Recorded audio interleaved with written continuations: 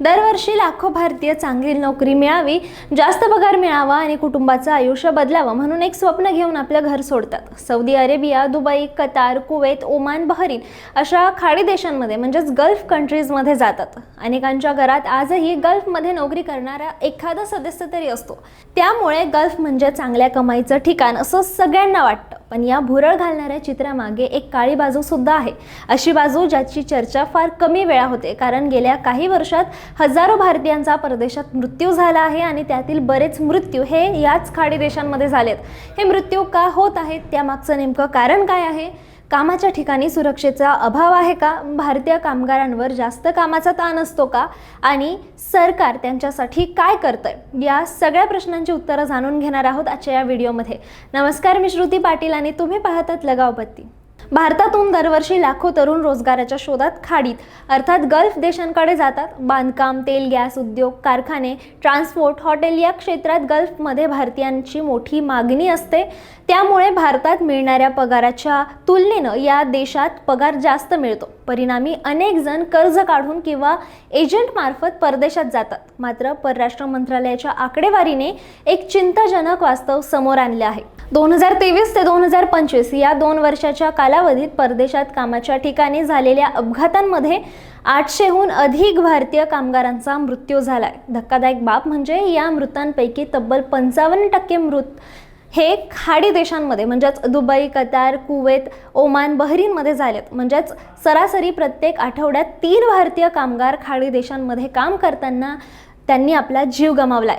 जर फक्त कामाच्या ठिकाणचे अपघात नाही तर आजार, रस्ते अपघात, नैसर्गिक मृत्यू आणि इतर सर्व कारणांचा विचार केला तर 2021 ते 25 या 5 वर्षात परदेशात 37,740 भारतीयांचा मृत्यू झाला. यातील 86%हून अधिक मृत्यू हे खाडी देशांमध्ये झाले आहेत. हा आकडा चिंतेचा आहे. यामध्ये सर्वाधिक मृत्यू सौदी अरेबियामध्ये झाले आहेत. अधिकृत आकडेवारीनुसार कामाच्या ठिकाणी झालेल्या अपघातांमध्ये सौदी अरेबियात 182 भारतीयांचा मृत्यू झालाय. त्यानंतर संयुक्त अरब इमिरातीचा नंबर येतो, जिथे 128 भारतीयांना काम करताना आपले प्राण गमवावे लागलेत. कतारमध्ये रास लाफन इंडस्ट्रियल सिटीमध्ये झालेल्या गॅस स्फोटात 12 भारतीयांचा मृत्यू झाला होता. आता मुद्दा असा आहे की एवढे मृत्यू नेमके का होत आहेत?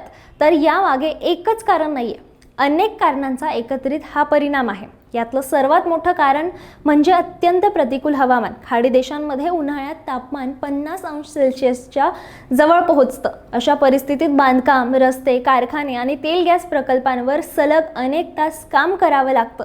त्यामुळे उष्माघात, डिहायड्रेशन आणि हार्ट अटॅकचा धोका वाढतो. दुसरं कारण म्हणजे कामाचं स्वरूप. अनेक भारतीय ज्या क्षेत्रात काम करतायत ती कामं अत्यंत कष्टाची आणि धोकादायक असतात. उंच इमारतींवर काम करणं, जड यंत्रसामग्री हाताळणं किंवा औद्योगिक प्रकल्पांमध्ये काम करणं यामुळे अपघात जास्त होतात. याशिवाय काही ठिकाणी सुरक्षा प्रशिक्षण अपुरं असल्याच्या तक्रारी सुद्धा वेळोवेळी समोर आल्या आहेत. योग्य सुरक्षा साधनांचा अभाव किंवा कामाच्या नियमांचं पालन न झाल्यास अपघात घडण्याचा धोका आणखीनच वाढतो. पण प्रश्न फक्त अपघातांचा नाहीये. परराष्ट्र मंत्रालयाने मानसिक आरोग्याचा सुद्धा मुद्दा गंभीर असल्याचं म्हटलंय. कुटुंबापासून हजारो किलोमीटर दूर राहणं, आर्थिक ताण, जास्त कामाचे तास, राहण्याच्या व्यवस्थित सोयी नसणं आणि भविष्याची चिंता यामुळे अनेक कामगार मानसिक तणावाखाली असतात. यामुळे काहींनी तर स्वतःचे जीवनही संपवले आहे.